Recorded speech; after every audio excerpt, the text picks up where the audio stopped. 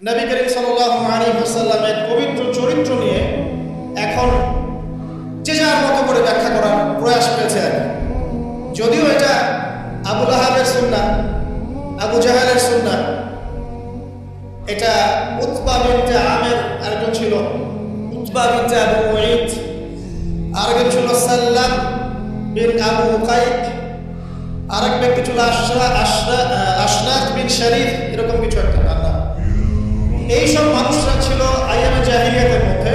এই মানুষদেরই সুন্নাহ আর কি এখন নতুন করে চালু করা হচ্ছে বিভিন্ন জায়গায়, মুক্ত চিন্তার নামে, বাক স্বাধীনতার নামে, কলম চর্চার নামে, বিভিন্ন নাম দিয়ে আমরা এখন নবী সাল্লাল্লাহু আলাইহি ওয়াসাল্লামের পবিত্র চরিত্র নিয়ে যা ইচ্ছা তাই কথা বলার চেষ্টা করছি বা দুঃসাহস দেখাচ্ছি। তাব্বাত ইয়াদা আবি লাহাব ওয়া তাব কি জন্য নাযিল হয়েছিল? নবী সাল্লাল্লাহু আলাইহি ওয়াসাল্লাম যখন সবাইকে সমবেত করে বলেছিলেন যে আমি যদি বলি তোমাদেরকে এই পাহাড়ের পিছনে শত্রু দল অপেক্ষা করছে, তোমরা কি আমার কথা বিশ্বাস করবে? সবাই বলেছিল যে আমরা তোমাকে আল আমিন বা সত্যবাদী বলে জানি, অবশ্যই তোমার কথা বিশ্বাস করব। তখন তিনি বলেছিলেন কুলু লা ইলাহা ইল্লাল্লাহ তুফলিহুন, তোমরা শুধু বলো লা ইলাহা ইল্লাল্লাহ, আল্লাহ ছাড়া কোনো ইলাহ নেই, তোমরা সফল হয়ে যাবে। এটা আইয়ামে জাহিলিয়াতের কথা। আবু লাহাব তালি দিয়েছিল, হাত দিয়ে তালি দিয়েছিল এবং ঢিল নিক্ষেপ করেছিল, নবী সাল্লাল্লাহু আলাইহি ওয়াসাল্লামকে কষ্ট দিয়েছিল। আল্লাহ পাক সূরা নাযিল করেছেন তাব্বাত ইয়াদা আবি লাহাব ওয়া তাব, ধ্বংস হোক আবু লাহাবের দুই হাত এবং সে নিজেও ধ্বংস হোক। কিয়ামত পর্যন্ত এই পৃথিবীতে যদি একটা মুসলিমও বেঁচে থাকে এবং সে যদি কোরআন পড়তে জানে, সে আবু লাহাবকে এই সূরা পড়ার মধ্য দিয়ে অভিশাপ দিবে ইনশাআল্লাহ। এটা নবী সাল্লাল্লাহু আলাইহি ওয়াসাল্লামের শান আর মর্যাদা।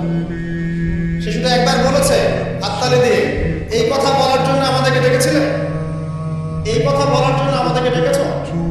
আমরা আমাদের বাপ দাদাদেরকে তাদের ইলাহকে ত্যাগ করে তোমার এক আল্লাহয় বিশ্বাস করবো, এই জন্য ডেকেছ? ঢিল নিক্ষেপ করেছিল, গালি দিয়েছে।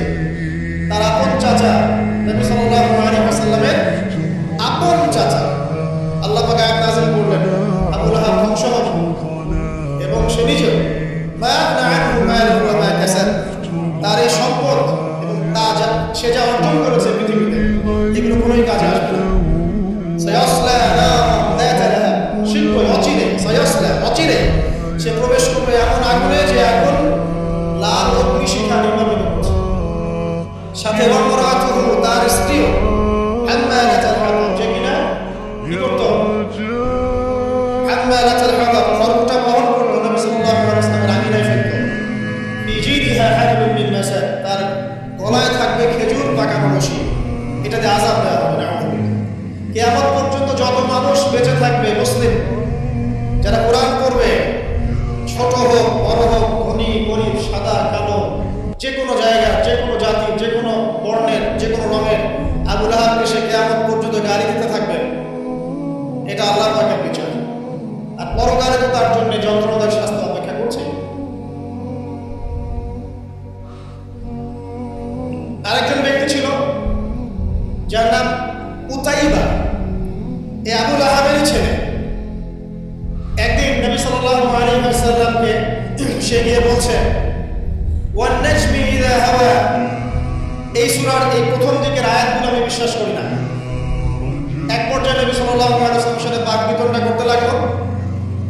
আমাদের নবী যদি তর্ক করতেন না, স্বল্পভাষী, মিষ্টিভাষী, নরম মানুষ ছিলেন, তর্ক করতেন না, নিজে কাউকে কখনো একটা থাপ্পড় দেননি, এমন মানুষ ছিলেন। তো সেই মানুষটাকে সে মুখে থুতু নিক্ষেপ করেছিল, তবে এই থুতুটা তার মুখ পর্যন্ত পৌঁছে নাই, আল্লাহ পাক পৌঁছাতে দেননি। আরো কষ্ট দেওয়ার জন্য তার জামা টানা হেঁচড়া করছিল। আর রাহিমুল মাখতুম বইয়ের মধ্যে আছে, পড়ে দেখবেন, আল্লামা সফিউর রহমান মুবারক রাহিমাহুল্লাহ রচিত আর রাহিমুল মাখতুম, যেটা 1187টা বা 85টা বইয়ের মধ্যে ফার্স্ট প্রাইজ পেয়েছে, প্রথম স্থান অধিকার করেছে এই বই। এখানেই লেখা আছে নবী সাল্লাল্লাহু আলাইহি ওয়াসাল্লাম কষ্ট পেয়েছিলেন। কষ্টে তখন তিনি বলেছেন আল্লাহর কাছে, ওই মুহূর্তে বলেছেন, আল্লাহ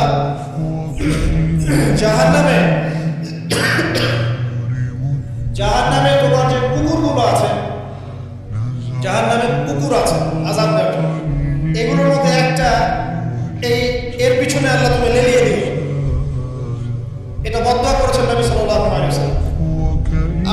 সুশীল আছে তারা বলতে চায় যে নবী সাল্লাল্লাহু আলাইহি ওয়াসাল্লাম কখনো কটু ভাষা ব্যবহার করতেন না, কখনোই না।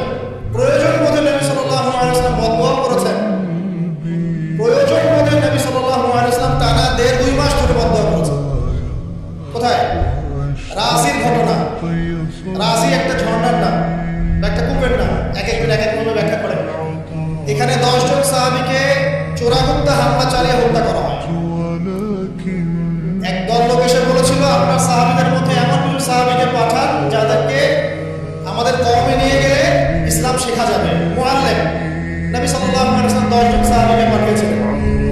এই 10 জনকে ট্র্যাপে ফেলে, এখন যেমন মুসলিমদেরকে ট্র্যাপে ফেলে হত্যা করা হয়, ট্র্যাপে ফেলে 10 জনকে হত্যা করা হয়। 3 জন ভাগ্যবশত বেঁচে যান, পাহাড়ের উপরে আশ্রয় নেন। তাদেরকে বলে তোমরা নেমে আসো, তোমাদেরকে ছেড়ে দেবো। তারা তীরের আঘাতে ক্ষতবিক্ষত ছিলেন, তারা মনে করলেন হয়তো বা তার অঙ্গীকার রক্ষা করবে, নেমে আসলেন।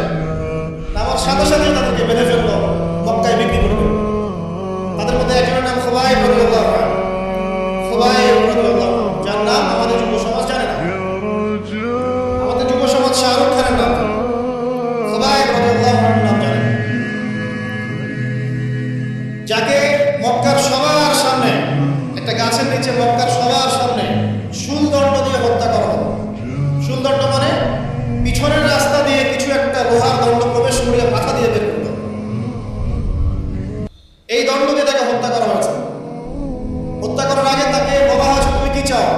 সে বলেছে আমি 2 রাকাত নামাজ পড়তে চাই, এবং নামাজটাকে সংক্ষিপ্ত করেছে। সংক্ষিপ্ত করে সে হাত তুলে আল্লাহর কাছে দোয়া করেছিল, আল্লাহ উপস্থিত যারা আছে এদের একটাকেও তুমি ছেড়ো না,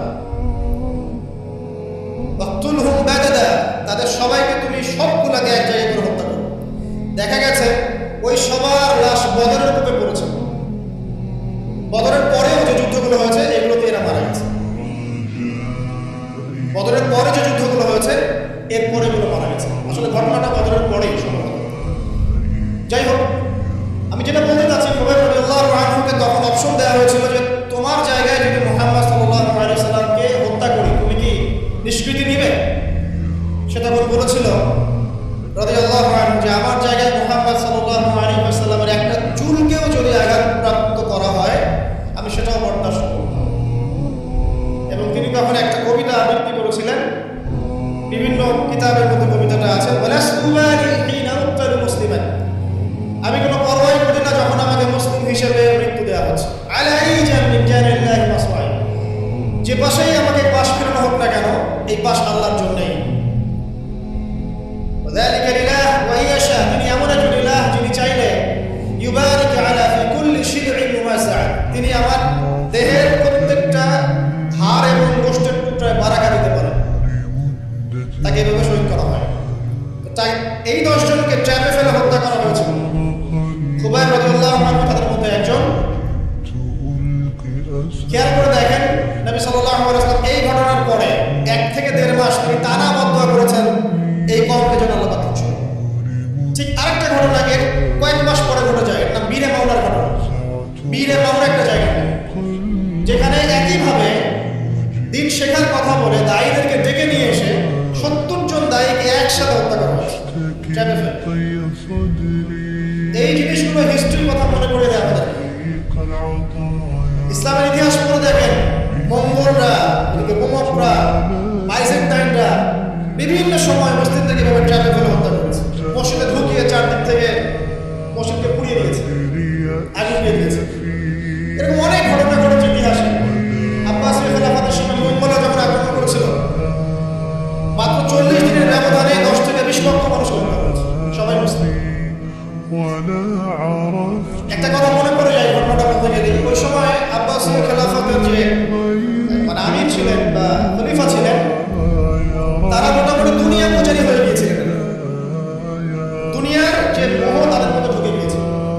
ধন সম্পদ জমা করে করে এক একজন স্তূপ করেছিল। মঙ্গল যে কমান্ডার ছিল, যে হত্যা করেছে, সে আব্বাসী খলিফাকে তখন হেসড়ে নিয়ে এসে বলছে কি চাও? সে বলছে আমি পিপাসার্থ পানি চাই। কারাগারে নিয়ে গিয়ে ওর মুখটা দুজন মিলে খুলে, দুজন দূর থেকে ধরে সোনার কয়েন ঢালা হয়েছে গলার মধ্যে। বলছে খাও, এগুলো পান। মঙ্গল কমান্ডার, যে মঙ্গল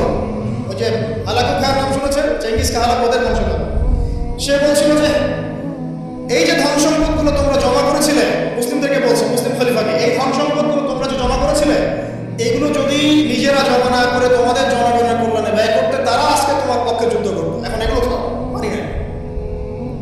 মঙ্গল কমান্ডারের কাছে শিক্ষণীয় বিষয় আছে না? যেটা বলছিলাম, নবী সাল্লাল্লাহু আলাইহি ওয়াসাল্লাম ক্ষেত্র বিশেষে বদদোয়া করেছেন।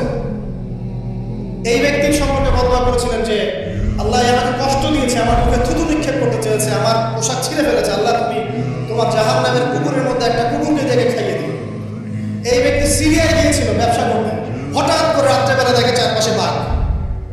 আর এগুলো কোনো গাল গল্প না, হঠাৎ করে বাঘ চারপাশে। সে বলছে আমি মারা যাবো।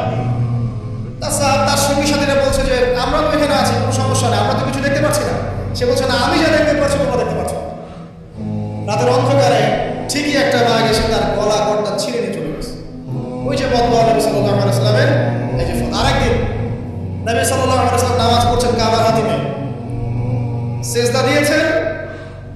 উকবা বিন আবি মুঈত, একজন কাফের, ওই যে উটের বড় উটের ঘটনা জানেন না, উটের নাড়ি ভুড়ি নিয়ে এসে তার গর্দানে গলায় চাপিয়ে দিল, আর পা দিয়ে নবী সাল্লাল্লাহু আলাইহি ওয়াসাল্লামের গালটাকে ঠেসা দিয়েছিল, যাতে প্রায় তার চোখ বের হয়ে আসতেছে এমন একটা অবস্থা।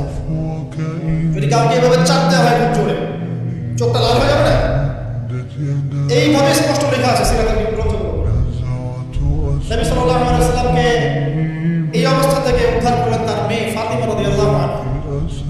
আল্লাহ নবী প্রচন্ড কষ্ট পেলেন এই দিন, প্রচন্ড কষ্ট, এবং হাত তুলে তিনি একটা একটা করে নাম উল্লেখ করতে থাকেন। আল্লাহ আবু জাহেল ইবনে হিশাম, উকবা বিন আবি মুঈত, উতবা, শাইবা, রাবিয়া, নাম উল্লেখ করতে থাকেন। আল্লাহ এদেরকে তুমি ছেড়ো না, এদেরকে দেখে নিন।